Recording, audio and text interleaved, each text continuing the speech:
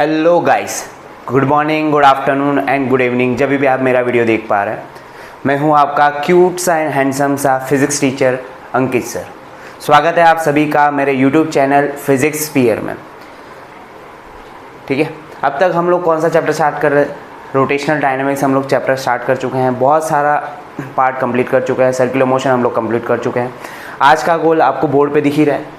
Today's गोल हम लोग क्या स्टार्ट करने वाले हैं?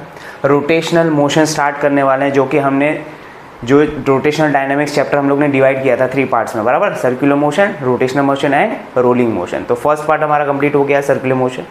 हम सेकेंड पार्ट स्टार्ट करने वाले हैं रोटेशनल मोशन। उसमें आज के वीडियो में क्या इंट्रोड्यूस करने वाले हैं? आज के वीडियो में क्या होने वाला है?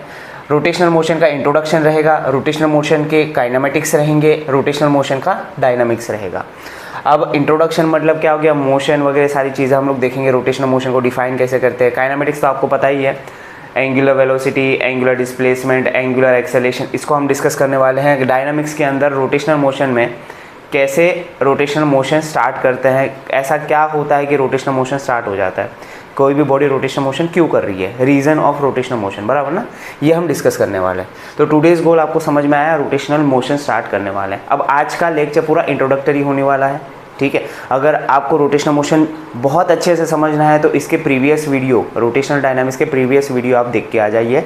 सर्कुलर मोशन बहुत ज़्यादा इंपॉर्टेंट पार्ट प्ले करेगा यहाँ पे रोटेशनल मोशन के लिए।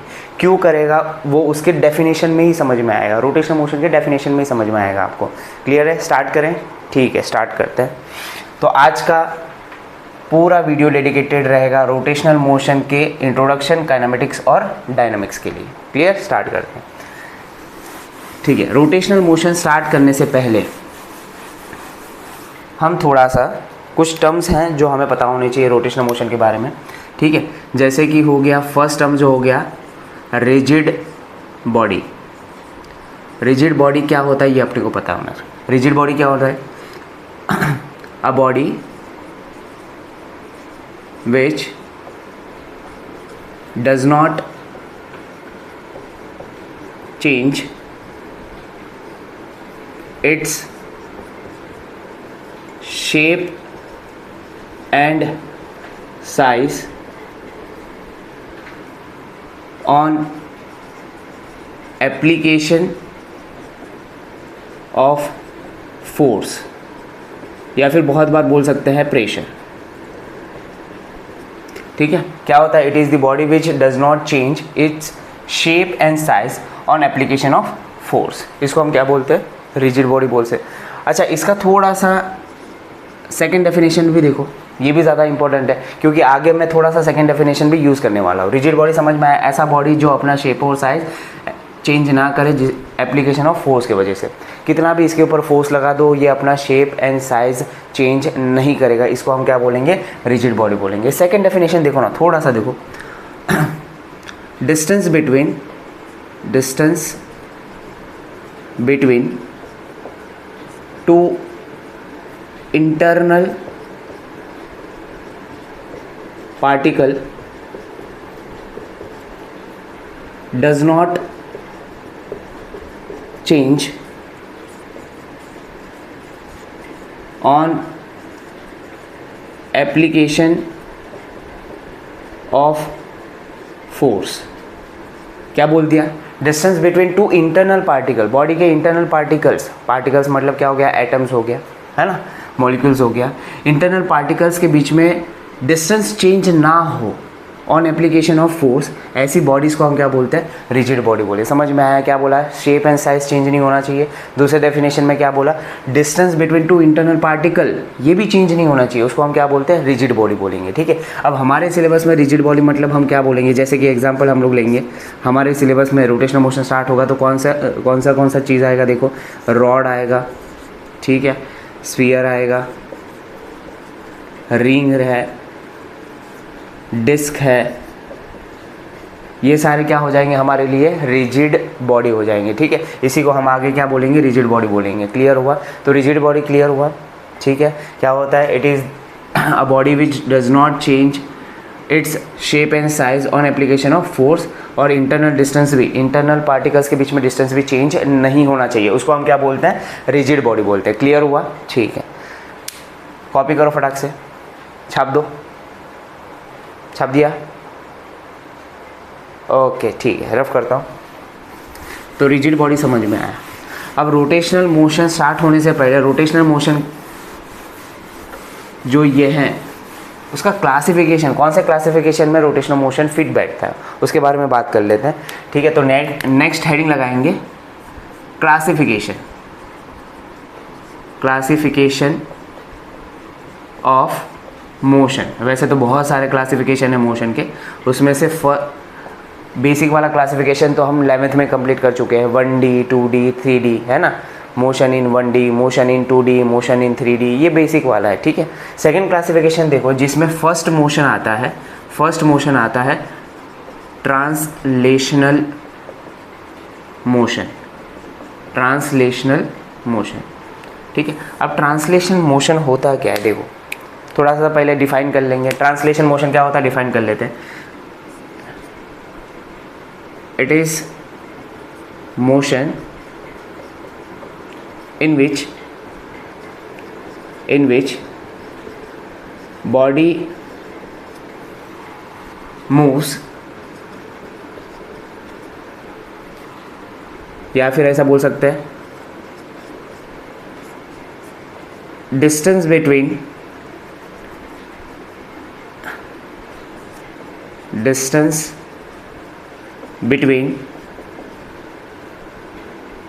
To internal particle remains same and line joining two internal particle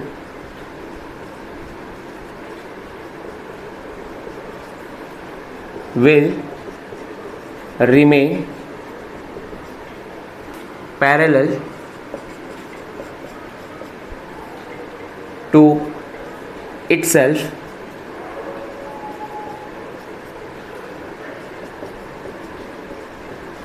throughout the motion,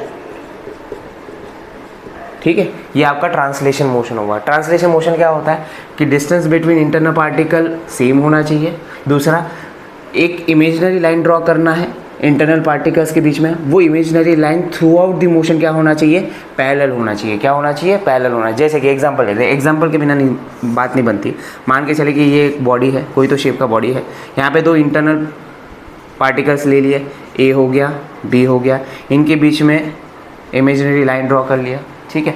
अब ये जो इमेजिनरी लाइन है थ्रू आउट द मोशन, कैसा भी होने दो, मोशन कैसा भी होने दो, पर ये थ्रू आउट द मोशन ये जो इमेजिनरी लाइन दिख रही है, और ये क्या हो गया, डिस्टेंस भी हो गया।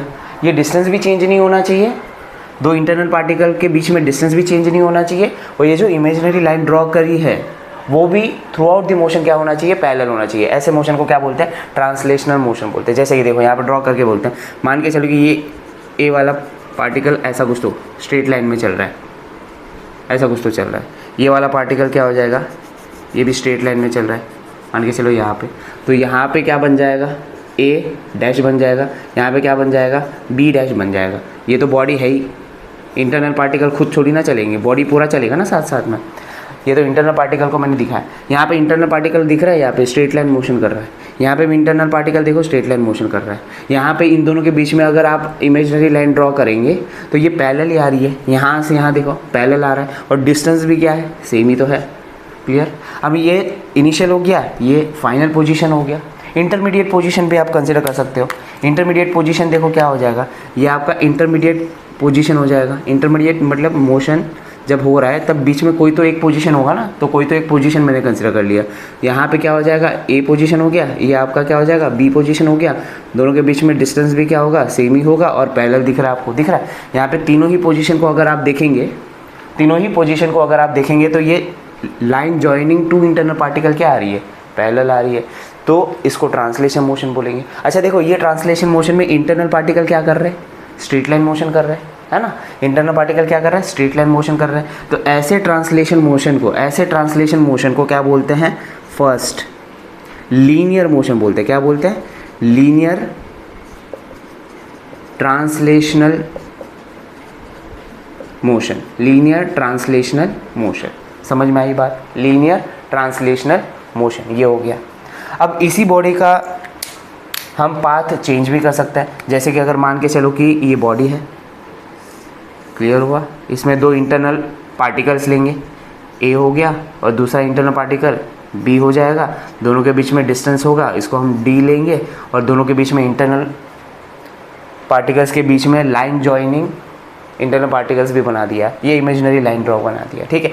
अब मान के चलो कि ये ऐसा कुछ तो मोशन कर रहा है, दिख रहा है? ये अभी स्ट्रेट लाइन नहीं चल रहा है, कुछ अलग ही मोशन कर रहा है। यहाँ पे क्या बना दिया? मान के चलो ये ए डैश बना दिया। सेम देखो ये ऐसा ही कुछ करेगा, साथ साथ में चलेंगे ना दोनों। डायग्राम अगर समझने की कोशिश करेंगे आपको पूरा क्लियर हो जाएगा। ये हो जाएगा बी डैश हो गया, ये पूरा बॉडी देखो, ये पूरा बॉडी हो गया। फिर यहाँ पे आप डिस्टेंस भी बना सकते हैं, ये डिस्टेंस हो गया और ये लाइन जॉइनिंग इंटरनल पार्टिकल हो गया, ठीक है। आप देखेंगे जब मोशन हो रहा है, तब ये जो इमेजिनरी लाइन है वो क्या है? पैरेलल है। ये आपका इनिशियल पोजीशन हो गया, ये आपका फाइनल पोजीशन हो गया। अच्छा, इंटरमीडिएट पोजीशन चेक करना है तो वो भी कर लो। इंटरमीडिएट पोजीशन मान के चलो कि यहाँ पे कंसिडर कर लिया मैंने, ये आपका इंटरमीडिएट पोजीशन हो गया। इंटरमीडिएट पोजीशन में ये क्या हो जाएगा? ए हो जाएगा, ये क्या हो जाएगा? बी हो जाएगा। दोनों के बीच में इमेजिनरी लाइन ड्रॉ करो, ये भी देखो, ये आपका डिस्टेंस हो गया, क्लियर हुआ। अब ये तीनों ही पोजीशन में आप चेक करो, जो लाइन जॉइनिंग इंटरनल पार्टिकल है ये एक दूसरे से क्या है? Through out the motion parallel है। थ्रू आउट द मोशन अगर पैरेलल है तो ऐसे मोशन को क्या बोलते हैं? ट्रांसलेशन मोशन बोलते हैं। अब ये देखो, ये ट्रांसलेशन मोशन में थोड़ा सा चेंज होता हुआ दिख रहा है। क्या चेंज हो रहा है? यहाँ पे स्ट्रेट लाइन नहीं है, अगर स्ट्रेट लाइन होता है तो क्या बोलते हैं? लीनियर ट्रांसलेशनल मोशन बोल देते हैं। ये स्ट्रेट लाइन नहीं, ये थोड़ा सा कर्व में जा रहा है तो इसको हम बोलते हैं कर्वी लीनियर ट्रांसलेशन मोशन। क्या बोलते हैं? Curvy linear translational motion. Curvy linear translational motion, समझ में आया? क्लियर हुआ? तो ट्रांसलेशन मोशन हमारा क्लियर। ट्रांसलेशन मोशन क्या है? Distance between internal particle same होना चाहिए थ्रू आउट द मोशन, और line joining, imaginary line joining two internal particle, ये पैरेलल होनी चाहिए खुद से थ्रू आउट द मोशन। उसमें दो आया, अगर internal particle straight line follow कर रहे तो लीनियर ट्रांसलेशन मोशन आ जाएगा, और अगर कर्व वाला पाथ फॉलो कर रहे तो उसको कर्वी लीनियर ट्रांसलेशन मोशन बोलेंगे। समझ में आया? कर्वी लीनियर ट्रांसलेशनल मोशन बोलेंगे। ये ऑल अबाउट क्या है? Translation motion. क्लियर है? नोट डाउन करो फटाक से नोट डाउन करो। हो गया? ठीक है। अब सेकेंड मोशन हम देखेंगे। सेकेंड मोशन जो हमको देखना है वो है रोटेशनल मोशन। क्या है? Rotational motion. अभी इंपॉर्टेंट आ गया क्योंकि अभी अपने को रोटेशनल मोशन ही पढ़ना है। क्लियर? तो सेकेंड मोशन क्या है? रोटेशनल मोशन, है ना। अब रोटेशनल मोशन के बारे में बात करते हैं। क्लियर होगा? रोटेशनल मोशन में देखो थोड़ा सा एग्जांपल लेंगे, उसके बाद डेफिनेशन लिख देंगे। क्लियर? मान के चलो कि कोई तो ऐसा बॉडी है। अब बॉडी तो किसी भी शेप का हो सकता है, तो मैंने ये कुछ इरेगुलर शेप का बॉडी बनाया। क्लियर हुआ? यहाँ पे एक पॉइंट है ए पॉइंट, यहाँ पे एक पॉइंट है बी पॉइंट। ये इंटरनल पार्टिकल्स हो गए बॉडी के, ये इंटरनल पार्टिकल हो गए। और ये जो बॉडी है ये रिजिड बॉडी है। अब रिजिड बॉडी तो पता ही है ना, रिजिड बॉडी में इंटरनल पार्टिकल्स के बीच में जो डिस्टेंस होगा वो क्या होगा? चेंज ही नहीं होगा, कितना भी फोर्स लगा दो। ठीक है? अब मैंने क्या कर दिया, इस ए पॉइंट को मैंने पाइवोट कर दिया। अब पाइवोट करना मतलब क्या? फिक्स करना। क्या कर दिया मैंने? पाइवोट कर दिया। इसको मैंने ए पॉइंट को क्या कर दिया मैंने? पाइवोट कर दिया। अगर ए पॉइंट को पाइवोट कर देंगे ना तो इसको हम क्या कर सकते हैं? ये आपका एक्सिस ऑफ रोटेशन हो गया। एक्सिस ऑफ रोटेशन, ये जो मैंने बनाया है ये क्या है? एक्सिस ऑफ रोटेशन हो गया। क्लियर?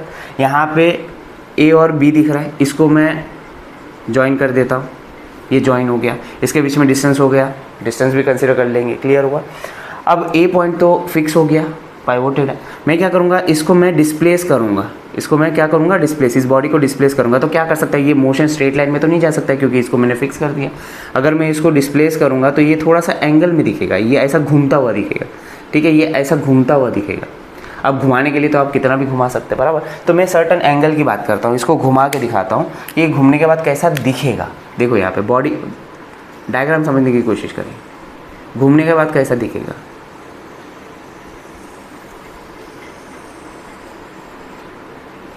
ठीक है, इसको मैं क्या किया, थोड़ा सा ऐसा घुमा दिया। यहाँ पे देखो, ये आपका बी पॉइंट, बी डैश हो गया, ये आपका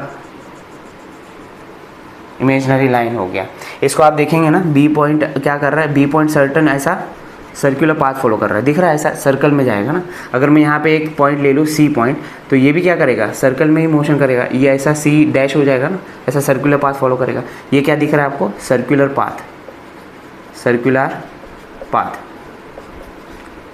बराबर ना, सर्कुलर पाथ। तो यहाँ पे क्या हो रहा है कि इंटरनल पार्टिकल्स कौन सा पाथ फॉलो कर रहे हैं, internal particles circular path follow कर रहे हैं। अगर मैं इसको पूरा ऐसा घुमा दूँ ना, ये पूरा ऐसा घुमा दूँ, तो ये सारे इंटरनल पार्टिकल्स क्या करेंगे, सर्कुलर मोशन ही परफॉर्म करेंगे। दिख रहा है ना, यहाँ पे सर्कुलर पाथ फॉलो कर रहे हैं, सारे के सारे क्या करेंगे, सर्कुलर मोशन परफॉर्म करेंगे एक पॉइंट के अबाउट। कौन सा पॉइंट होगा वो, पाइवोटेड पॉइंट होगा। क्या होगा, पाइवोटेड पॉइंट। पाइवोटेड पॉइंट को छोड़ के बाकी सारे इंटरनल पार्टिकल क्या कर रहे हैं, बाकी सारे इंटरनल पार्टिकल क्या कर रहे हैं, सर्कुलर पाथ फॉलो कर रहे हैं। सर्कुलर पाथ फॉलो करना मतलब क्या हो रहा है, सर्कुलर मोशन हो रहा है। अब समझ में आ रहा है, रोटेशनल मोशन से पहले हम सर्कुलर मोशन क्यों पढ़ रहे हैं, रोटेशनल मोशन से पहले सर्कुलर मोशन इसलिए पढ़ना पड़ रहा है क्योंकि रोटेशनल मोशन में जो भी बॉडी रोटेट हो रही है उसके जितने भी इंटरनल पार्टिकल्स रहेंगे वो सारे के सारे क्या परफॉर्म कर रहे हैं, सर्कुलर मोशन परफॉर्म कर रहे हैं। इसके लिए यहाँ पे सर्कुलर मोशन आना बहुत ही ज़्यादा ज़रूरी है। अगर ज़रूरी है तो आपको इसके प्रीवियस वीडियो देख के आ जाना चाहिए। क्या नहीं लग रहा है, समझ में आ रहा है बात, इसके प्रीवियस वीडियो अपने को आना चाहिए। मतलब सर्कुलर मोशन का काइनेमेटिक्स आना चाहिए, सर्कुलर मोशन का डायनामिक्स आना चाहिए, इतना तो आना ही चाहिए। ठीक है, अगर सर्कुलर मोशन के बारे में इंफॉर्मेशन नहीं है तो सर्च बार में टाइटल डालो रोटेशनल डायनामिक्स लेक्चर 1 बाय अंकित सर, तो आपको सर्कुलर मोशन का काइनेमेटिक्स आ जाएगा, इंट्रोडक्शन आ जाएगा। और अगर रोटेशनल डायनामिक्स लेक्चर 2 डालेंगे तो आपको डायनामिक्स भी मिल जाएगा, वहाँ पे सेंट्रीपिटल फोर्स और सेंट्रीफ्यूगल फोर्स के बारे में बहुत अच्छे से डीप नॉलेज दी गई है आपको। क्लियर हुआ, यहाँ तक समझ में आया। अब इस चीज़ को हम क्या कर देंगे, डेफिनेशन में कन्वर्ट कर देंगे। डेफिनेशन क्या है, a motion in which all internal particles performs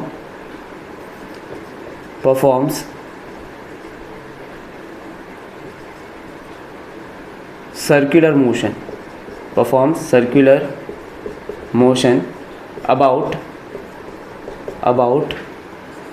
axis of rotation, about axis of rotation। Clear हुआ, एक पर्टिकुलर एक्सिस होती है उसके अबाउट सारे क्या करते हैं, सर्कुलर मोशन कर रहे हैं।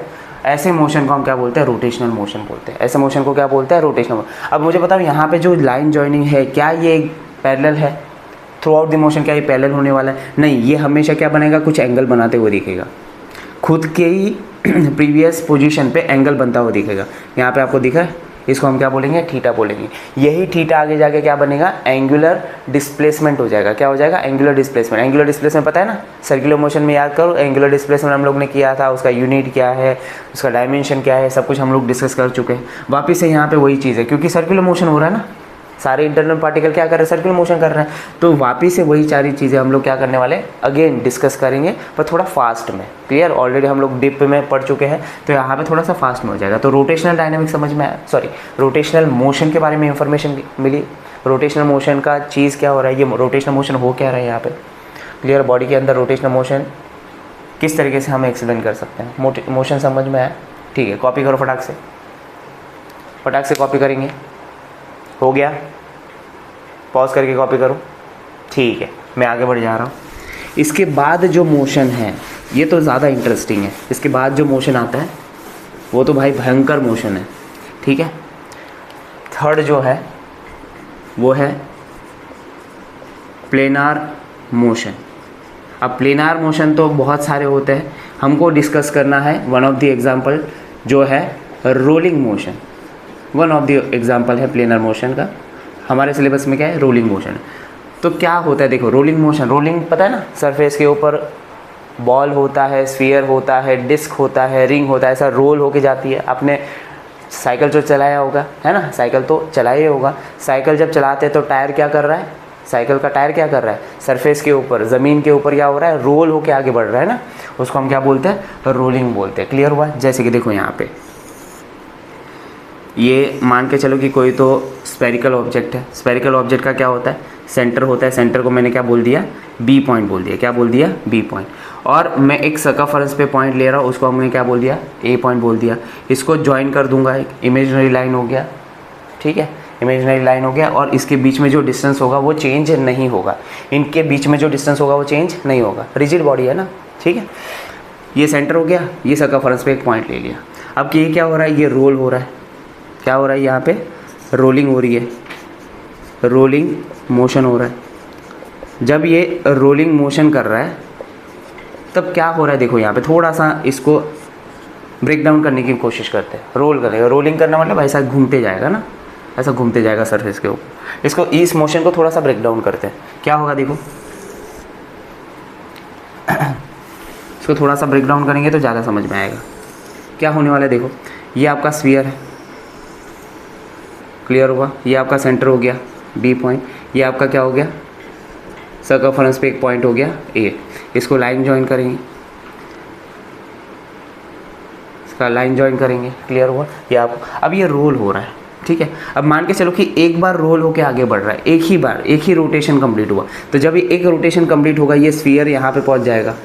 स्फीयर आगे बढ़ने वाला है ना, जब ये रोल करेगा तो आगे बढ़ेगा। एक ही रोटेशन कंप्लीट हुआ, तो एक ही रोटेशन में आप देखेंगे बी पॉइंट तो सेंटर में ही रहेगा ना, ये सेंटर ही तो है, क्लियर। एक रोटेशन कंप्लीट करने के बाद ए पॉइंट पे कहाँ पे पहुँचेगा, यहीं पे पहुँचेगा। ऐसा रोटेशन हो रहा है ना, देखो ये ऐसा रोल होके यहाँ पे पहुँचेगा, ठीक है, ऐसा घूमेगा। देखो थोड़ा सा इमेजिन करने की कोशिश करेंगे, ठीक है। ऐसा रोल होगा, ये पॉइंट धीरे धीरे ग्राउंड को टच करेगा, फिर वापस से एक रोटेशन के बाद वापस से सेम पोजीशन में आगे रुकेगा, बॉडी आगे मूव कर रही है। बी पॉइंट पे क्या हो रहा है, देखो ये बी पॉइंट का क्या हो रहा है, मेरे ख्याल से स्ट्रेट लाइन मोशन हो रहा है। यहाँ पे देखा बी पॉइंट, बी मतलब क्या है, सेंटर। सेंटर क्या कर रहा है, ऐसा स्ट्रेट लाइन में मूव हो रहा है, स्ट्रेट लाइन में मूव हो रहा है, क्लियर हुआ। स्ट्रेट लाइन में मूव होने का मतलब समझ रहे हो, यहाँ पे कहीं ना कहीं ट्रांसलेशनल मोशन आ रहा है, दिख रहा है यहाँ पे। अगर मैं यहाँ पे लाइन ड्रॉ करूँ तो यहाँ पे पैरेलल दिख रहा है आपको, एक रोशन के बाद ये जो इमेजिनरी लाइन है ये आपको पैरेलल दिख रही है। ऐसा कहाँ पे दिखता था, ऐसा कौन से मोशन में दिख रहा था, ट्रांसलेशन मोशन में दिख रहा था, है ना। अभी तो हम लोग ने डिस्कस किया, यहाँ पे क्या हो रहा है, ट्रांसलेशनल मोशन हो रहा है, ट्रांसलेशनल मोशन हो रहा है, क्लियर हुआ, ठीक है। और चीज़ें देखो क्या है, और चीज़ें देखो, इमेजिन करेंगे तो समझ में आएगा, ठीक है। ये आपका स्फीयर है, ये आपका क्या होगा, सेंटर हो गया। यहाँ पे ए पॉइंट है और दोनों के बीच में क्या कर दी, लाइन ज्वाइनिंग कर। जब ये रोल हो रहा था ना बॉडी, जब ये सरफेस के ऊपर रोल हो रहा था, मान के चलो कि थोड़ा सा आगे बढ़ गया, डिस्प्लेस हो गया, यहाँ पे पहुँच गया, स्फीयर है ना, डिस्प्लेस हो गया, यहाँ पे पहुँच गया। यहाँ पे तो सेंटर रहेगा ही, ये सेंटर रहेगा। जब ये रोल होगा तो ये ए पॉइंट देखो ना, नीचे धीरे धीरे नीचे आएगा, फिर वापस ऊपर जाएगा। मान के चलो कि ए पॉइंट नीचे आके यहाँ पे आ गया। अब यहाँ पे लाइन ड्रॉ करो, ये जो सेंटर पॉइंट है वो तो अभी भी कहाँ पे जा रहा है, स्ट्रेट लाइन में ही जा रहा है। सेंटर पॉइंट क्या कर रहा है, स्ट्रेट लाइन मोशन ही कर रहा है।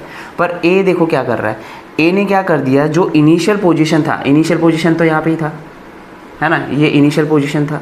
यहाँ पे इनिशियल पोजीशन के रिस्पेक्ट में यहाँ पे कुछ एंगल फॉलो करता हुआ दिख रहा है। क्या करता हुआ दिख रहा है, कुछ एंगल बनाता हुआ दिख रहा है। ये एंगल को हम क्या ले लेंगे, थीटा ले लेंगे, है ना। सेंटर पे कुछ एंगल बनाता हुआ दिख रहा है इनिशियल पोजीशन के रिस्पेक्ट में। इनिशियल पोजीशन ऐसा वर्टिकल था उसका, घूम के थोड़ा सा देखो ना डिस्प्लेस हो गया, ए डैश हो गया, तो सेंटर पे कुछ एंगल बना रहा है, क्लियर हुआ। कुछ सेंटर पे क्या बना रहा है, कुछ एंगल बना रहा है। अगर सेंटर पे कुछ एंगल बना रहा है, अगर मैं सेंटर को एक्सिस ऑफ रोटेशन ले लूँ, सुनो थोड़ा, अगर मैं सेंटर को एक्सिस ऑफ रोटेशन लेता हूँ तो ये जो इंटरनल पार्टिकल है डेट इज़ ए, वो एक्सिस के अबाउट सर्कुलर पाथ फॉलो कर रही है। समझ में आ रही बात, एक्सिस के अबाउट क्या कर रहा है, सर्कुलर पाथ फॉलो कर रहा है। अगर ये एक्सिस के अबाउट सर्कुलर पाथ फॉलो कर रहा है, इसका मतलब समझ रहे हो, ये एक्चुअली क्या परफॉर्म कर रहा है, रोटेशनल मोशन परफॉर्म कर रहा है। अरे इसके प्रीवियस में देखो ना, डेफिनेशन लिखा हुआ था, अगर इंटरनल पार्टिकल किसी एक्सिस के अबाउट सर्कुलर मोशन परफॉर्म करते हैं, किसी एक्सिस के अबाउट सर्कुलर मोशन परफॉर्म करते हैं, तो ऐसे मोशन को हम क्या बोलते हैं, रोटेशनल मोशन। अरे नहीं समझ रहा है क्या बोलते हैं, रोटेशनल मोशन बोलते हैं। तो ये हो क्या रहा है, ये हो रहा है रोटेशनल मोशन। क्या हो रहा है, रोटेशनल मोशन। अब अगर मैं ये दोनों ही चीज़ों को कंबाइन कर देता हूँ, अगर मैं दोनों ही चीज़ों को कंबाइन कर देता हूँ, तो आपका मोशन क्या बनता है, रोलिंग मोशन बोलता है। अरे समझ में आया क्या, ये दोनों मोशन को अगर मैं कंबाइन कर दूँ, कौन सा मोशन, ट्रांसलेशनल मोशन। अच्छा मुझे बताओ ट्रांसलेशन मोशन किसका हो रहा है, translation motion centre of mass का हो रहा है, translation motion of centre of mass. Centre of mass मतलब समझ रहे हो, पूरे बॉडी का मास कहीं एक पॉइंट पे कॉन्सेंट्रेटेड है, उसको हम सेंटर ऑफ मास बोलते हैं। तो ट्रांसलेशन मोशन किसका हो रहा है, सेंटर का हो रहा है। रोटेशनल मोशन किसका हो रहा है, सेंटर को छोड़ के, या फिर हम बोल सकते हैं रोटेशनल मोशन अबाउट सेंटर, ऐसा बोल सकते हैं, about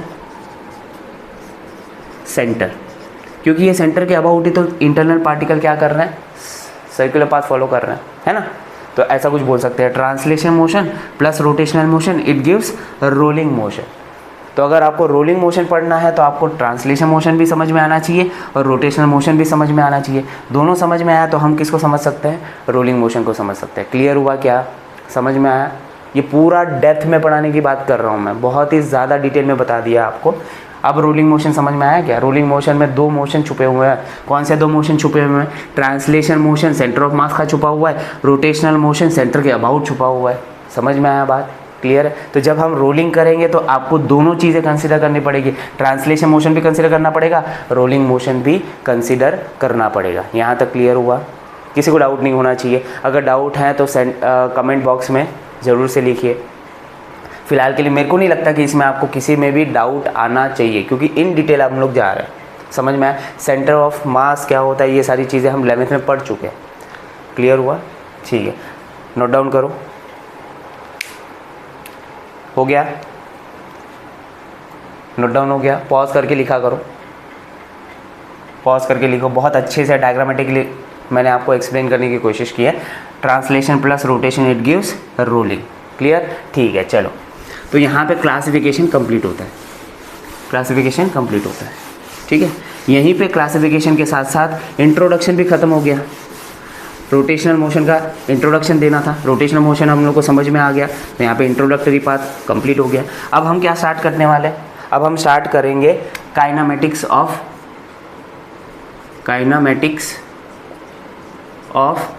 rotational motion,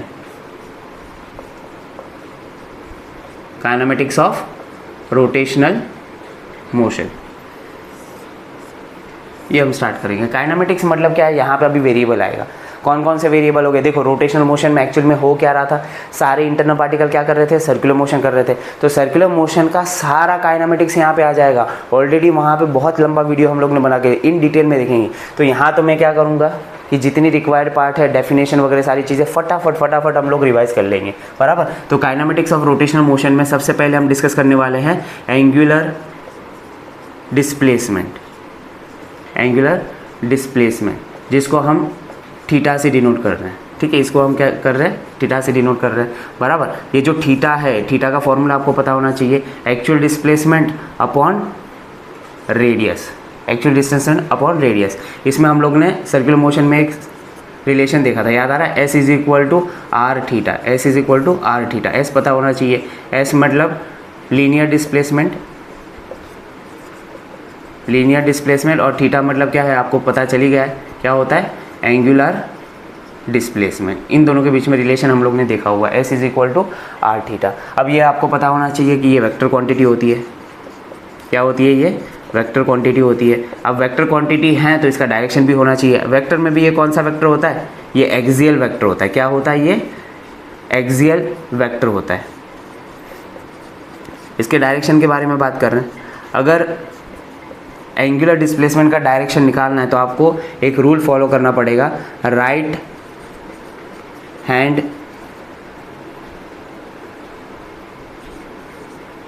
thumb rule, right hand thumb rule.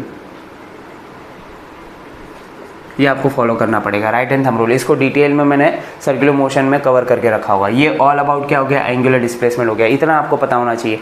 बाकी यूनिट वगैरह तो पता ही है। यूनिट क्या होता है, देखो ये एंगल है, यूनिट एंगल है, सॉरी एंगल है ये, तो यूनिट में क्या होना चाहिए, रेडियन होना चाहिए, ठीक है। डायमेंशन है, रेडियन का डायमेंशन होता नहीं है, तो ये डायमेंशन लेस है। ये क्या है, डायमेंशन लेस क्वांटिटी है। इस रेडियन है ना, रेडियन का कोई भी डायमेंशन नहीं होता, ठीक है, तो ये डायमेंशन लेस क्वांटिटी होगी। क्लियर हुआ। तो ये फर्स्ट वेरिएबल हम लोग ने डिस्कस कर लिया। इतना पता होना चाहिए, इसके अलावा कुछ है ही नहीं, है ना। क्या ही डिस्कस करेंगे। छाप दो फटाक से छाप दो। हो गया लिख के, ठीक है। पॉज करके लिखा करो, अपने नोट्स खुद से बनाया करो। जितना बोर्ड पे लिख रहे इससे ज़्यादा आपके नोट्स में होना ही चाहिए। अब बोलेंगे सर इससे ज़्यादा क्या ही हम लिखेंगे।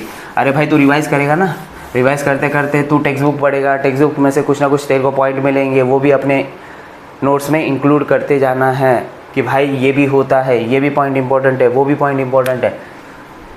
क्लियर हुआ। कहाँ से क्वेश्चन बन के आएगा तेरे को पता नहीं है। एमसीक्यू कहाँ से क्वेश्चन बन के आता है आपको पता नहीं होता है, कुछ भी आ सकता है। सेकंड वेरिएबल हम क्या डिस्कस करेंगे, सेकंड वेरिएबल हम डिस्कस करने वाले हैं एंगुलर वेलोसिटी। एंगुलर वेलोसिटी किससे डिनोट करते हैं, ओमेगा से डिनोट करते हैं। इसका डेफिनेशन तो हमको पता ही है। डेफिनेशन क्या होता है, rate of change of angular displacement, rate of change of angular displacement, इसको हम क्या बोलते हैं, एंगुलर वेलोसिटी बोलते हैं। यहाँ पे फॉर्मूला आया था, याद आ रहा है, average omega, average angular velocity क्या होता है, delta theta by delta T होता है। फिर यहाँ पे हम लोग ने और एक निकाला था, इंस्टेंटेनियस एंगुलर वेलोसिटी क्या आता है, D theta by D T आता है, बराबर। ये सारी चीज़ें हो गया। इसका यूनिट आपको पता होना चाहिए। इसका यूनिट क्या होता है, देखो यूनिट यही से, थीटा मतलब रेडियन, है ना, थीटा का रेडियन होता है और टाइम का तो पता ही है सेकेंड, तो रेडियन पर सेकेंड। डायमेंशन बताओ, डायमेंशन क्या होना चाहिए, डायमेंशन रेडियन का डायमेंशन तो होता नहीं है, तो m0 l0 t0 बराबर, डिवाइड बाय टाइम का डायमेंशन t1 होता है। तो इसको अच्छे से लिखेंगे तो क्या हो जाएगा, डायमेंशन आपका t इनवर्स हो जाएगा, बराबर ना। ऊपर तो कुछ है नहीं, ये ऊपर गया तो क्या हो जाएगा, पावर माइनस हो जाएगा ना भाई, t1 है, t1 मतलब पावर पॉजिटिव है, ऊपर गया तो क्या हो जाएगा, पावर नेगेटिव हो जाएगा। तो ये डायमेंशन के बारे में बात हो गई। अच्छा ये वेक्टर क्वांटिटी है, ये भी पता होना चाहिए, क्या है, वेक्टर क्वांटिटी है। अब वेक्टर क्वांटिटी में भी इसको हम एक्सियल वेक्टर बोलते हैं, क्या बोलते हैं, एक्सियल वेक्टर। अच्छा एक्सियल वेक्टर क्या होता है आपको पता होना चाहिए। एक्सियल वेक्टर क्या होता है, ऐसा वेक्टर जिसका डायरेक्शन एक्सिस के अलोंग होता है, जिसका डायरेक्शन क्या होता है, एक्सिस के अलोंग होता है, उसको हम क्या बोलते हैं, एक्सियल वेक्टर बोलते हैं। अब ये वेक्टर है तो इसका डायरेक्शन भी होगा, और डायरेक्शन निकालने के लिए आपको क्या फॉलो करना है, right hand thumb rule. Shortcut में लिख दिया है यहाँ पे RHTR, right hand thumb rule. कैसे यूज़ करना है वो तो तेरे को पता ही है। सर्कुलर मोशन तो देख के आएगा, काइनेमेटिक्स ऑफ सर्कुलर मोशन तो देख के ही आया है। तू मेरा स्टूडेंट है, सब कुछ देख रहा है ना, तेरे को सब कुछ आ रहा है, स्मार्ट है ना तू। तो ये ऑल अबाउट क्या है, एंगुलर वेलोसिटी, इतना पता होना चाहिए। अच्छा और एक चीज़ आपको ये वाला भी पता है, आपको क्या पता है, V = R ओमेगा, याद आ रहा है। ये रिलेशन हम लोग ने डिराइव किया था, 2 मार्क के लिए आता है, आ भी सकता है, ठीक है। इस रिलेशन पे क्वेश्चन भी आते हैं, इस रिलेशन को हम आगे डेरिवेशन पे भी यूज़ करेंगे, इस रिलेशन को हम आगे न्यूमेरिकल में भी यूज़ होने वाला है, ठीक है। तो V = R ओमेगा, ये रिलेशन हम लोग ने निकाला था, ठीक है। यहाँ पे V का मतलब क्या होता है, V का मतलब लीनियर वेलोसिटी होती है, लीनियर वेलोसिटी। और ओमेगा का मतलब क्या होता है, ओमेगा का मतलब आपको पता ही है अभी, एंगुलर वेलोसिटी। क्या होता है, एंगुलर वेलोसिटी। क्लियर हुआ, ठीक है। ये रिलेशन है, ये आपको पता होना चाहिए। क्लियर। तो सेकंड वेरिएबल भी हम लोग ने कवर कर लिया, ठीक है, ठीक है ना। जल्दी से नोट डाउन करो, जल्दी से नोट डाउन करो। अच्छा देखो एक छुपी हुई बात है, एक छुपी हुई बात क्या है, नोट करके आप भी छुपा देंगे। छुपा देना मतलब दिमाग में फिट कर देंगे। नोट करके ये लिखो, direction of angular displacement, direction of angular displacement and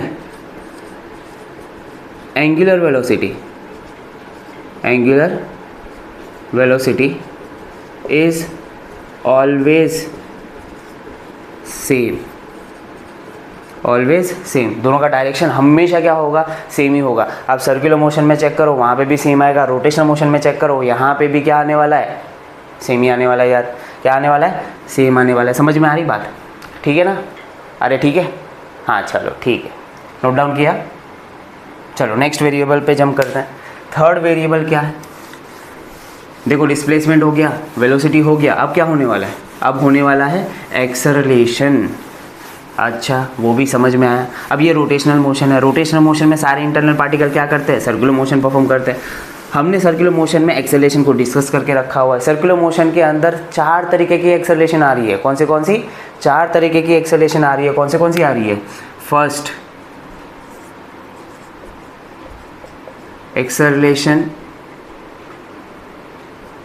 acceleration in rotational motion, acceleration in rotational motion, ठीक है। अब ये सर्कुलर मोशन हो रहा है ना, रोटेशनल मोशन में सारे इंटरनल पार्टिकल क्या कर रहे हैं, सर्कुलर मोशन कर रहे हैं, तो इसमें भी बहुत सारे एक्सेलरेशन आ जाएंगे। बहुत सारे मतलब 4 ही तो होंगे।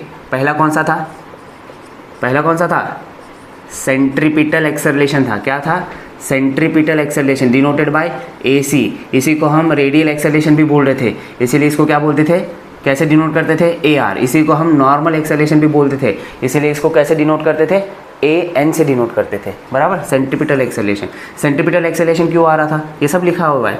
Acceleration due to change in direction of velocity, acceleration due to change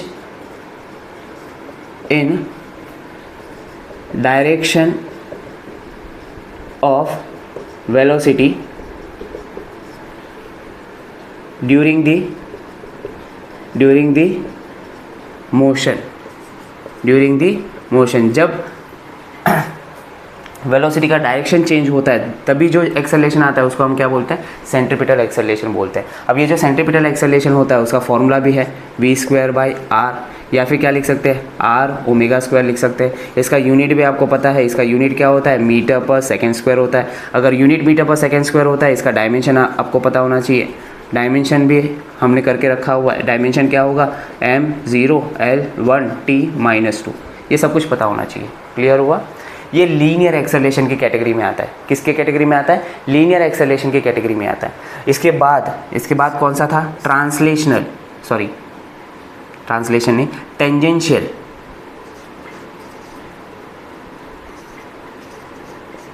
tangential acceleration, जिसको डिनोट करते थे AT से। ये भी इंपॉर्टेंट है। टेंजेंशियल एक्सेलरेशन क्या आता है, टेंजेंशियल एक्सेलरेशन कैसे आता है, देखो यहाँ पे डायरेक्शन चेंज हो रहा है, यहाँ पे क्या चेंज होगा, वेलोसिटी का मैग्नीट्यूड चेंज होगा। तो यहाँ पे ऐसा लिख सकते हैं, क्या लिख सकते हैं, acceleration due to change in magnitude of velocity during the motion। Clear हुआ? अब इसका भी फॉर्मूला है। इसका फॉर्मूला क्या है, AT = d/dt। ये भी लीनियर कैटेगरी में आता है, लीनियर एक्सेलरेशन की कैटेगरी में आता है। तो इसका यूनिट क्या होगा, इसका यूनिट होगा मीटर पर सेकेंड स्क्वायर। अगर इसका यूनिट मीटर पर सेकेंड स्क्वायर है तो इसका डायमेंशन भी हमको पता है, डायमेंशन हम निकाल सकते हैं। डायमेंशन क्या आएगा, m0 l1 t-2। देखो unit same, dimension same. Clear हुआ? ये ऑल अबाउट आपका सेंट्रीपिटल एक्सेलरेशन और टेंजेंशियल एक्सेलरेशन। इसमें थोड़ा सा डायरेक्शन के बारे में भी डिस्कस कर लेते हैं। जो सेंट्रीपिटल एक्सेलरेशन का डायरेक्शन होता है, देखो यहाँ पे direction along the radius and towards the center, along the radius towards the center। यहाँ पे सर्कुलर मोशन के टाइम पे ये डायरेक्शन दिखाया था। यहाँ पे क्या हो जाएगा, अभी यहाँ पे क्या होगा, सेंटर नहीं होता, यहाँ पे क्या होता है, मेन इंपॉर्टेंट होता है एक्सिस ऑफ रोटेशन। तो towards the axis of rotation, towards the axis of rotation. समझ में आया? सेंटर की जगह पे क्या आ जाएगा? एक्सिस ऑफ रोटेशन आ जाएगा। क्लियर? यहाँ पे डायरेक्शन के बारे में डिस्कस करते हैं। टेंजेंशियल एक्सेलरेशन का डायरेक्शन क्या होता है? टेंजेंशियल एक्सेलरेशन का डायरेक्शन डिपेंड करता है मैग्नीट्यूड पे। डायरेक्शन ऑफ टेंजेंशियल एक्सेलरेशन किस पे डिपेंड करता है? मैग्नीट्यूड पे। अगर वेलोसिटी इंक्रीज हो रहा है, वेलोसिटी का मैग्नीट्यूड इंक्रीज हो रहा है, अगर वेलोसिटी इंक्रीज हो रहा है देन क्या? वेलोसिटी एंड टेंजेंशियल एक्सेलरेशन का डायरेक्शन क्या होगा? सेम होगा। दोनों का डायरेक्शन क्या होगा? सेम होगा। अगर वेलोसिटी का मैग्नीट्यूड इंक्रीज हो रहा है तो वेलोसिटी और टेंजेंशियल एक्सेलरेशन का डायरेक्शन सेम होगा। अगर वेलोसिटी डिक्रीज हो रहा है, वेलोसिटी डिक्रीज हो रहा है तो velocity and tangential acceleration, velocity and tangential acceleration का डायरेक्शन क्या हो जाएगा? अपोजिट हो जाएगा। क्या हो जाएगा? अपोजिट हो जाएगा। ये सारी बातें इन डिटेल हम लोग ने वहाँ पे करके रखी हुई है। यहाँ पे तो सिर्फ ऊपर ऊपर से मैं बता रहा हूँ आपको, ठीक है। जो आपको रोटेशनल मोशन के लिए इंपॉर्टेंट है, रोटेशनल मोशन के लिए पता होना चाहिए, वो चीज़ें यहाँ पे बता रहा हूँ मैं। क्लियर हुआ? तो दो एक्सेलरेशन हम डिस्कस कर चुके हैं, सेंट्रीपिटल एक्सेलरेशन और दूसरा कौन सा है? Tangential acceleration. दोनों इंपॉर्टेंट है। क्लियर हुआ? नोट डाउन करो फटाक से। हो गया? पॉज करके लिखो। ठीक है, चलो नेक्स्ट एक्सेलरेशन के बारे में बात करते हैं। Third acceleration. अब देखो, सेंट्रीपिटल एक्सेलरेशन और टेंजेंशियल एक्सेलरेशन एक ही टाइम पे लग रहे हैं पार्टिकल के ऊपर। क्लियर हुआ? एक ही टाइम पे दोनों लग रहे हैं, तो दोनों का नेट एक्सेलरेशन निकाल सकते हैं ना। दोनों का नेट एक्सेलरेशन निकालते हैं। सेंट्रीपिटल एक्सेलरेशन भी क्या है? लीनियर एक्सेलरेशन है। टेंजेंशियल एक्सेलरेशन भी क्या है? लीनियर एक्सेलरेशन है। तो दोनों ही लीनियर एक्सेलरेशन का नेट एक्सेलरेशन होता है। तो थर्ड जो हमको डिस्कस करना है वो है net acceleration, denoted by A net. Denoted by A net. इसका फॉर्मूला हम लोग देख चुके हैं। ए नेट का जो फॉर्मूला होता है वो होता है ए सी का स्क्वायर प्लस ए टी का square. A net is equal to under root of A C square plus A T square. A C square plus A T square. क्या आपको मेरी हैंड राइटिंग समझ में आ रही है? आपको उर्दू तो नहीं समझ में, मतलब उर्दू जैसा तो नहीं लग रहा है?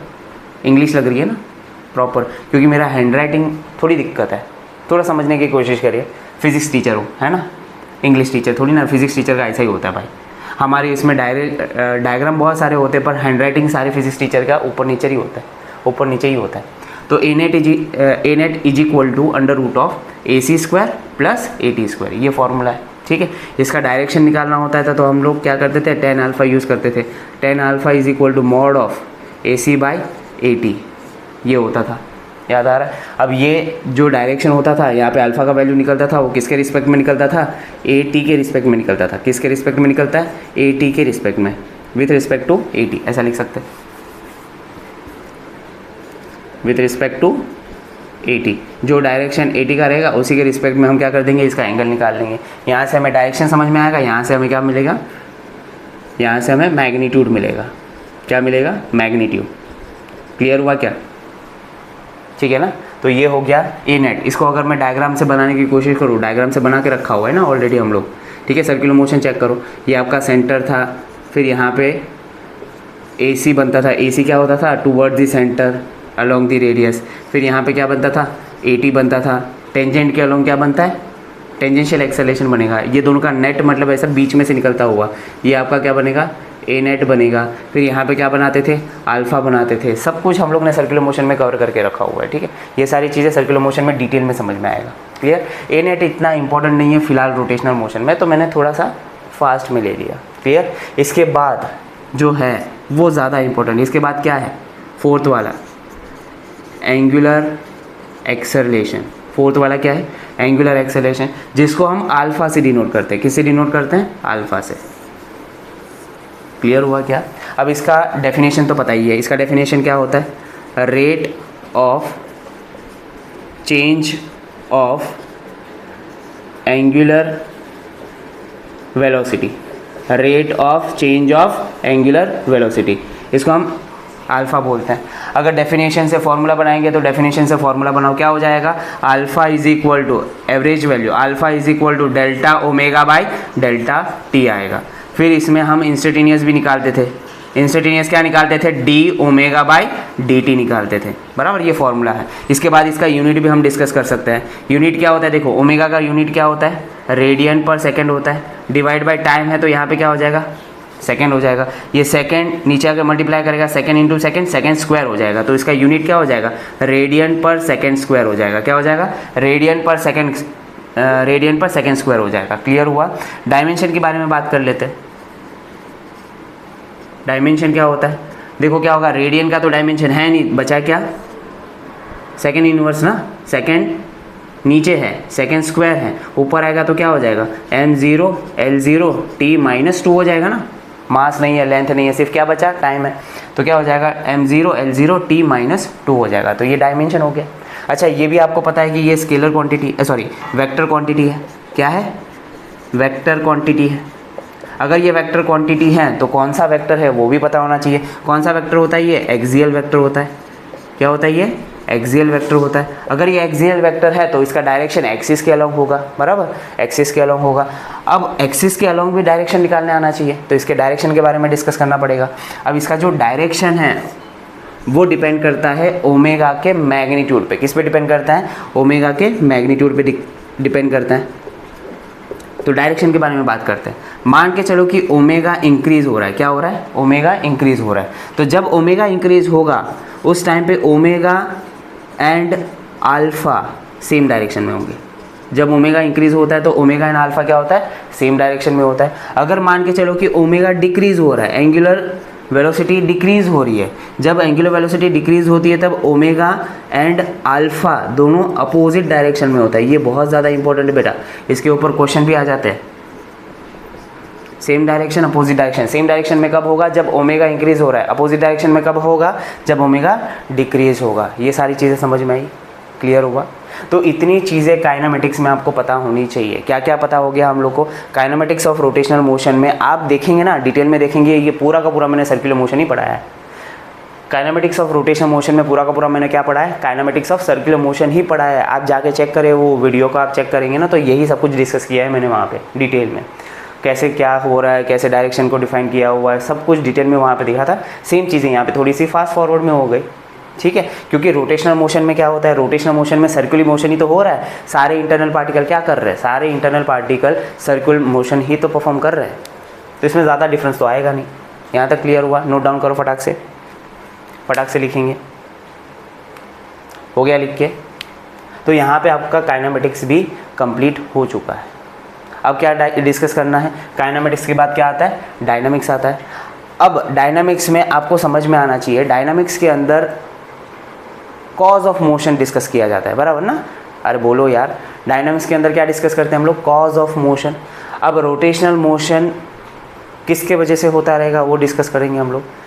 उसको ऑलरेडी हम लोग डिस्कस करके आ चुके हैं। टॉर्क, नाम सुना है, टॉर्क। टॉर्क की वजह से क्या होता है, रोटेशनल मोशन होता है। किसी चीज़ को अगर आपको टर्न करना है, टर्न करना मतलब रोटेट करना ना, किसी चीज़ को अगर आपको टर्न करना है तो आपको क्या लगाना पड़ता है, उस ऑब्जेक्ट के ऊपर आपको टॉर्क लगाना पड़ेगा। क्या लगाना पड़ेगा, टॉर्क लगाना पड़ेगा, तब जाके वो क्या करता है, रोटेशन करता है। क्या करता है, रोटेशन करता है। तो नेक्स्ट हेडिंग हम लगाएंगे, नेक्स्ट हेडिंग क्या लगाना है, डायनामिक्स ऑफ रोटेशनल मोशन।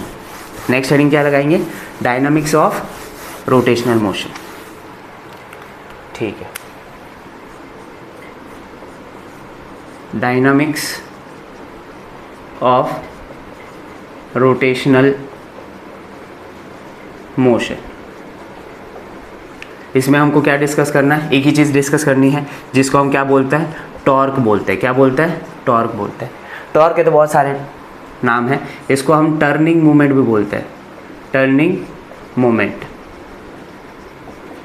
इसको हम टर्निंग इफेक्ट ऑफ फोर्स भी बोलते हैं। क्या बोलते हैं, टर्निंग इफेक्ट ऑफ फोर्स। मतलब किसी बॉडी पे आपने फोर्स लगाया और वो टर्न होने लग गया तो टर्निंग इफेक्ट आएगी ना, तो फोर्स की वजह से टर्निंग इफेक्ट आई, उसी को हम क्या बोल देते हैं, टॉर्क बोल देते हैं, टर्निंग इफेक्ट ऑफ फोर्स। ये सब का मतलब क्या होता है, ये सब का मतलब एक ही होता है, टॉर्क। इसको हम डिनोट करते हैं टाउ से।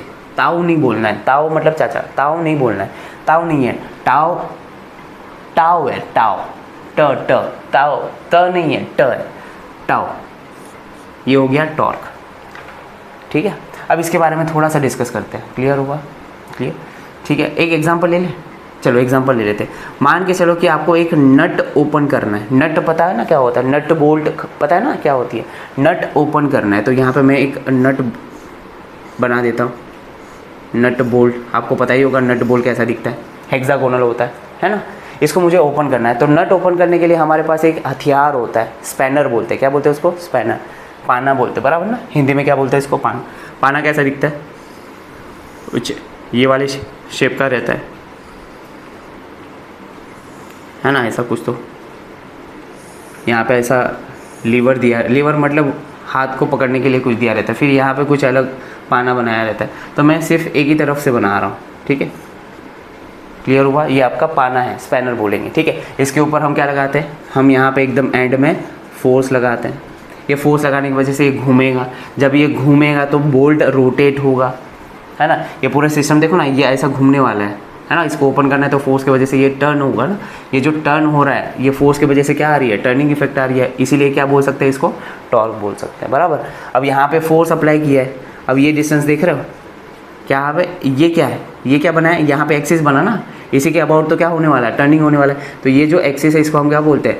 एक्सिस ऑफ रोटेशन बोल सकते हैं, एक्सिस ऑफ रोटेशन, ठीक है। इस एक्सिस के अबाउट ये रोटेशन होने वाला है। अब ये एक्सिस से जिस जगह पे आपने फोर्स अप्लाई किया, पॉइंट ऑफ एप्लीकेशन बोलते हैं, बराबर। जिस जगह पे आपने फोर्स लगाया, point of application of force, axis से उसका डिस्टेंस जो होता है, फोर्स का डिस्टेंस, इसको हम आर बोलते हैं। आर मतलब क्या है? Moment of arm, moment of arm, क्या बोलते हैं? Moment of arm. या फिर हम ऐसा भी बोल सकते हैं परपेंडिकुलर डिस्टेंस। क्या बोल सकते हैं? Perpendicular distance. परपेंडिकुलर डिस्टेंस किसका? परपेंडिकुलर डिस्टेंस कहाँ से? एक्सिस से। किसका? फोर्स का। Perpendicular distance of force from axis of rotation. Perpendicular distance लिख देता हूँ, perpendicular distance of force from axis of rotation, from axis of rotation. समझ में आया? तो इसको हम क्या बोलते हैं? आर बोलते हैं, क्लियर। यहाँ से क्या आएगा? टॉर्क बनेगा, टर्निंग इफेक्ट बनेगी, टर्निंग मूवमेंट बनेगी, क्लियर है? ये घूमने वाला ना, ये एग्जांपल ले लिया, ठीक है। हमने ये देखा कि ये जो टॉर्क होता है ना, टॉर्क, ये मेनली 3 चीज़ों पे डिपेंड करता है, ठीक है। 3 चीज़ों पे डिपेंड करता है। इसको थोड़ा अच्छे से बनाएंगे। ये रफ़ कर दूँ मैं? इसको रफ़ कर दूँ? मेरे को थोड़ा सा जगह चाहिए, इसको रफ़ कर देता हूँ। ये लिख के ले लो, लिख लो ये, फिर हम टॉर्क के बारे में बात करते हैं। जल्दी से लिखो। हो गया लिख के? मैं रफ़ करने जा रहा हूँ। मैंने रफ़ कर दिया, लिख लिया क्या? अच्छा ठीक है, चलो मैंने रफ़ कर लिया। इतने भी लाड भी नहीं आना है, थोड़ा फास्ट लिखा करो। पॉज दबाने तो आता ही है, पॉज तो कर ही सकते हैं, है ना। तो ये टॉर्क के बारे में बात करते हैं। टॉर्क यानी कि टाउ। ये जो टाउ है वो 3 फैक्टर पे डिपेंड करता है, मेनली 3 फैक्टर पे डिपेंड करता है। पहला जो है फोर्स, मैग्नीट्यूड ऑफ फोर्स, ऐसा लिख सकते हैं क्या? मैग्नीट्यूड ऑफ फोर्स, हमको कितना फोर्स लगाना पड़ेगा रोटेशन करने के लिए, ठीक है। मैग्नीट्यूड ऑफ फोर्स हम इसको F से लिखेंगे, F होता है मैग्नीट्यूड ऑफ फोर्स। सेकेंड जो है डिस्टेंस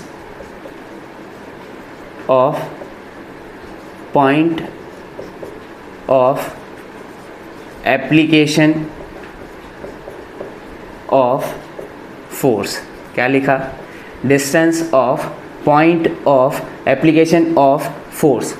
फोर्स कहाँ पे लगाया है ये भी इंपॉर्टेंट होता है। तो ये डिस्टेंस तो हमें पता ही है ना क्या होता है? आर ना, अभी तो डिस्कस किया, मोमेंट ऑफ आर, बराबर डिस्कस किया था ना हम लोग ने। परपेंडिकुलर डिस्टेंस, ये तो क्या है? पॉइंट ऑफ एप्लीकेशन का डिस्टेंस था एक्सिस से, बराबर। तो एक फर्स्ट फैक्टर हो गया magnitude of force, second factor हो गया डिस्टेंस, कितने डिस्टेंस पे आपने फोर्स लगाया। जितना डिस्टेंस ज़्यादा रखेगा उतना अच्छा रहेगा, बराबर। आपको ये सब फील किया हुआ है। थर्ड फैक्टर है, थर्ड फैक्टर क्या है? Angle of force, angle of force, ये भी ज़्यादा इंपॉर्टेंट है। जिस एंगल ऑफ फोर्स मतलब थीटा ना, कितने एंगल पे आपने फोर्स लगाया हुआ है, ये भी इंपॉर्टेंट है। क्लियर हुआ? जैसे कि देखो वापस से डायग्राम बनाते हैं, ये तीनों चीज़ों को हम लोग को डिस्कस करनी है कि ये टॉर्क ये तीनों चीज़ों पे कैसे डिपेंड करता है। वापस से नट बोल्ट बना दिया, ठीक है, ये नट है, ऐसा कुछ तो दिखता है। ये एक्सिस हो गया, जिसके अबाउट क्या होने वाला है, रोटेशन होने वाला है। ये आपका हो गया स्पैनर, याद आ रहा है, जिसके वजह से हम क्या करेंगे, रोटेशन करेंगे। बहुत गंदा सा डायग्राम बनता है मेरा, ठीक है। ये हो गया आपका स्पैनर। मान के चलो ये क्या हो गया, आपकी एक्सिस हो गई, ये स्पैनर की एक्सिस हो गई, ये स्पैनर का एक्सिस हो गया, ठीक है। मैं क्या करूँगा, इसके ऊपर किसी एंगल पे फोर्स लगा रहा हूँ। लगाना तो नहीं चाहिए, मुझे पता है कैसे फोर्स लगाना है। मान के चलो कि किसी एंगल पे फोर्स लगाए, मान के चलो कितने एंगल पे फोर्स लगाए, थीटा एंगल पे फोर्स लगाए, दिख रहा है यहाँ पे थीटा एंगल, ठीक है। थीटा एंगल पे फोर्स लगाया, हम तो कैसे भी फोर्स लगा सकते हैं ना, 90 पे लगाओ, 30 पे लगाओ, 45 पे लगाओ, कैसे भी फोर्स लगाओ, अपनी मर्जी, अपनी कन्वीनियंट के हिसाब से रहता है ना। तो ये फोर्स लगाया मैंने किसी एंगल पे, थीटा एंगल पे, क्लियर हुआ। ये फोर्स की वजह से क्या होने वाला है, टर्निंग आएगा। इसका तो पता ही है ना, ये क्या होता है, एक्सिस ऑफ रोटेशन, जिसके अबाउट रोटेशन होने वाला है, इसको हम क्या बोलते हैं, एक्सिस ऑफ रोटेशन बोलते हैं। एक्सिस ऑफ रोटेशन हो गया, क्लियर होगा। ये जो डिस्टेंस होगा, ये दिख रहा है यहाँ पे, ये एक्सिस से ये डिस्टेंस दिख रहा है, एक्सिस से ये डिस्टेंस क्या हो गया, आर हो गया। सब कुछ बता दिया। देखो ये मैग्नीट्यूड ऑफ फोर्स हो गया, ये डिस्टेंस ऑफ फोर्स हो गया, ये एक्सिस ऑफ रोटेशन हो गया। अब ये फोर्स की वजह से क्या आने वाला है, टर्निंग इफेक्ट। अब ये फोर्स वेक्टर है, वेक्टर को हम क्या कर सकते हैं, स्प्लिट कर सकते हैं, रिजॉल्व कर सकते हैं, याद आ रहा है। इसको मैं रिजॉल्व करूँगा। एक तो रिजॉल्व करके क्या लिख सकते हैं, एक तो ये वाला कंपोनेंट आएगा, दूसरा ये वाला कंपोनेंट आएगा, है ना। कुछ फोर्स ऐसा जा रहा है ना, तो रिजॉल्व करेंगे तो ये वाला थीटा के बगल में क्या आता है, एफ कॉस थीटा आएगा, और ये क्या हो जाएगा, एफ साइन थीटा हो जाएगा। मुझे ये बताओ कि ये जो टर्निंग आने वाली है, टर्निंग इफेक्ट आने वाली है, वो कौन से फोर्स की वजह से आएगी, कॉस थीटा वाले फोर्स की वजह से कि साइन थीटा वाले force? Of course sine theta वाला ना, कॉस वाले की वजह से। अगर मैंने कॉस ये वाला फोर्स लगाया तो ये तो स्पैनर दूर हो जाएगा, नट बोल्ट से ऐसा दूर जाता हुआ दिखेगा। मतलब स्पैनर अगर दूर जाता हुआ दिखेगा तो ये टर्निंग इफेक्ट कैसा करेगा, है ना। अब इसको सोचो, ये देखो ये ऐसा जा रहा है, ये ऐसा जा रहा है, मतलब समझो स्पैनर को रोटेट करने की कोशिश कर रहा है, तो इसकी वजह से क्या आएगा, टर्निंग इफेक्ट आएगा। समझ में आई बात। तो ये जो फोर्स है इसकी वजह से टर्निंग इफेक्ट नहीं आ रही, इसकी वजह से टॉर्क नहीं बन रहा। किसकी वजह से बन रहा है, इसकी वजह से बन रहा है। तो ये क्या है, देखो ये एक्सिस से परपेंडिकुलर है ना, तो इसको हम परपेंडिकुलर फोर्स भी बोल सकते हैं। टॉर्क किसके वजह से आ रही है, परपेंडिकुलर फोर्स की वजह से आ रही है। किसकी वजह से आ रही है, परपेंडिकुलर फोर्स की वजह। ऐसी फोर्स जिसका डायरेक्शन स्पैनर की एक्सिस से परपेंडिकुलर कंपोनेंट बना रहा है, वही फोर्स को हम कंसिडर करेंगे। किसके लिए, टॉर्क के लिए। समझ में आई बात, किसके लिए, टॉर्क के लिए। अब मुझे बताओ यहाँ पे तीनों फैक्टर दिख रहा है आपको आर भी दिख रहा है, आपको एफ भी दिख रहा है, आपको थीटा भी दिख रहा है। ये तीनों के ऊपर कौन डिपेंड करता है, टॉर्क डिपेंड करता है। इसीलिए मैंने यहाँ पे 3 फैक्टर लिखे हुए हैं, 3 फैक्टर लिखे हुए हैं। समझ में आ रहा है बात। डिटेल में जा रहा हूँ, इतना आपको महाराष्ट्र की टेक्स्ट बुक में नहीं दिखेगा, ये पूरा टॉपिक दिखेगा ही नहीं। रोटेशन में ये पूरा टॉपिक दिखेगा ही नहीं। उन लोग ने डायरेक्ट आधे से चालू कर दिया है, ठीक है, उन लोग ने बहुत आधे से चालू कर दिया है। क्लियर हुआ। तो ये चीज़ें आपको दिखने नहीं वाली है, मैं डिटेल में बता रहा हूँ आपको, अच्छे से समझेंगे। अगर ये समझ में आया तो इसके रिलेटेड जितने भी न्यूमेरिकल्स आएंगे, उसके MCQ आएंगे, वो धड़ा से कर देंगे आप लोग, बहुत आराम से, बहुत ही आराम से आप सॉल्व कर सकते हैं। तो मैग्नीट्यूड ऑफ फोर्स हो गया, डिस्टेंस ऑफ फोर्स हो गया, और एंगल ऑफ फोर्स हो गया। ये तीनों के वजह से, ये तीनों फैक्टर की वजह से टॉर्क बनता है। अगर मैं टॉर्क का फॉर्मूला लिखूँ यहाँ पे, देखो फॉर्मूला क्या बनेगा, formula is equal to, formula मतलब torque is equal to RF sine theta. ये आपका फॉर्मूला बन गया। Torque is equal to RF sine theta. दिख रहा है, R मतलब डिस्टेंस हो गया, F मतलब मैग्नीट्यूड ऑफ फोर्स हो गया, थीटा मतलब एंगल ऑफ फोर्स हो गया। ये तीनों पे डिपेंड कर रहा है। समझ में आई बात, ठीक है। ये फॉर्मूला हो गया। अब मुझे बताओ, यहाँ पे साइन थीटा आ रहा है और ये तीनों वेक्टर है, ठीक है। ये टॉर्क भी वेक्टर क्वांटिटी है, R भी वेक्टर क्वांटिटी है, F भी क्या है, वेक्टर क्वांटिटी है, ठीक है। अगर ये तीनों को वेक्टर रिप्रेजेंटेशन कर दे, torque is equal to R और F, ये तीनों का वेक्टर रिप्रेजेंटेशन आए, तो यहाँ पे जो प्रोडक्ट है R और F का जो प्रोडक्ट है वो क्रॉस प्रोडक्ट हो जाएगा। क्या हो जाएगा, क्रॉस प्रोडक्ट हो जाएगा। यहाँ पे साइन थीटा है ना, यहाँ पे साइन थीटा है तो क्रॉस आता है, और साइन कॉस थीटा रहेगा तो यहाँ पे डॉट प्रोडक्ट आता है। याद आ रहा है ना। अब ये स्केलर वेक्टर वाली बात है यार, 11th की बात है, एकदम बेसिक सी। अगर यहाँ पे साइन थीटा है तो प्रोडक्ट कौन सा बनता है, क्रॉस प्रोडक्ट बनता है। तो ये आपका वेक्टर फॉर्म भी समझ में आ गया, ये आपका वेक्टर वर्जन है, वेक्टर फॉर्म, ठीक है। अच्छा, ये वेक्टर क्वांटिटी है, क्या है ये, वेक्टर क्वांटिटी है, ठीक है। अगर ये वेक्टर क्वांटिटी है तो डायरेक्शन भी होगा, क्या होगा, डायरेक्शन भी होगा। तो डायरेक्शन यहाँ पे डिस्कस करते हैं क्लॉकवाइज और एंटी क्लॉकवाइज, डायरेक्शन ऐसा डिस्कस करते हैं। क्लियर हुआ? डायरेक्शन कैसे डिस्कस करते हैं? Clockwise and anti clockwise. Clear है? तो यहाँ पे डायरेक्शन जो है, अगर एंटी क्लॉकवाइज डायरेक्शन है तो हम पॉजिटिव टॉर्क कंसिडर करते हैं। एंटी क्लॉकवाइज के लिए क्या कंसिडर करते हैं? पॉजिटिव टॉर्क कंसिडर करते हैं। और क्लॉकवाइज के लिए क्या कंसिडर करते हैं? क्लॉकवाइज टॉर्क के लिए क्या कंसिडर करते हैं? नेगेटिव टॉर्क कंसिडर करते हैं। ये साइन कन्वेंशन है, ये थोड़ा सा याद रखना पड़ेगा। अगर आपका एंटी क्लॉकवाइज मतलब ऐसा कुछ ऐसा टॉर्क बन रहा है, एंटी क्लॉकवाइज डायरेक्शन में टॉर्क बन रहा है, तो उसको हम क्या कंसिडर करेंगे? पॉजिटिव टॉर्क कंसिडर करेंगे। क्लियर हुआ? और अगर क्लॉकवाइज ओपन हो रहा है, ऐसा क्लॉकवाइज है ना, क्लॉकवाइज हो रहा है तो नेगेटिव टॉर्क कंसिडर करेंगे। क्यों ऐसा? देखो रीज़न है। अगर टॉर्क का डायरेक्शन निकालना है ना, तो आपको एक रूल फॉलो करना पड़ेगा, राइट हैंड थंब रूल। ये अभी हम लोग ने डिस्कस किया, राइट हैंड थंब रूल। इसको थोड़ा सा डिस्कस करो। देखो anti clockwise direction, right hand thumb rule पता है ना? राइट हैंड थंब रूल कैसे यूज़ करना है? Right hand thumb rule use करने के लिए सबसे पहले आपके पास खुद का क्या होना चाहिए? राइट हैंड होना चाहिए। क्या होना चाहिए?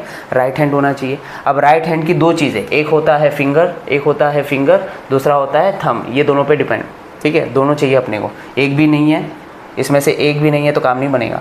Right hand thumb rule, right hand thumb rule में क्या होगा? देखो एंटी क्लॉकवाइज को हम पॉजिटिव क्यों बोल रहे हैं? यहाँ पे देखो, एंटी क्लॉकवाइज मतलब ऐसा ना, एंटी क्लॉकवाइज मतलब फिंगर्स को एंटी क्लॉकवाइज कर्ल करो। थंब का डायरेक्शन देखो आउटवर्ड आ रहा है, तो आउटवर्ड को हम पॉजिटिव लेते हैं। आउटवर्ड को क्या कंसिडर करते हैं? पॉजिटिव। इसके लिए एंटी क्लॉकवाइज डायरेक्शन को पॉजिटिव लिया हुआ है, दिख रहा है? अब दूसरा इसका अपोजिट देखो, क्लॉकवाइज मतलब ऐसा है ना, तो आपकी राइट हैंड की फिंगर क्लॉकवाइज में जानी चाहिए। राइट हैंड की फिंगर क्लॉकवाइज में जा रही है और थंब का डायरेक्शन अंदर जाएगा आपका। क्लॉकवाइज में राइट हैंड की फिंगर जा रही है और थंब का डायरेक्शन इनवर्ड जा रहा है, और इनवर्ड को हम क्या लेते हैं? नेगेटिव लेते हैं। इसके लिए यहाँ पे नेगेटिव आ रहा है। समझ में आया? एंटी क्लॉकवाइज को पॉजिटिव क्यों लेते हैं, क्लॉकवाइज को नेगेटिव क्यों लेते हैं? क्लियर हुआ? तो ये सारा ऑल अबाउट क्या है? टॉर्क है। इसके अंदर और कुछ नहीं आएगा। क्लियर? ये सारी चीज़ें, यहाँ से मैग्नीट्यूड मिल जाएगा, यहाँ से वेक्टर फॉर्म है, यहाँ से डायरेक्शन मिल जाएगा, ये सब कुछ मैंने यहाँ पे डिस्कस कर लिया।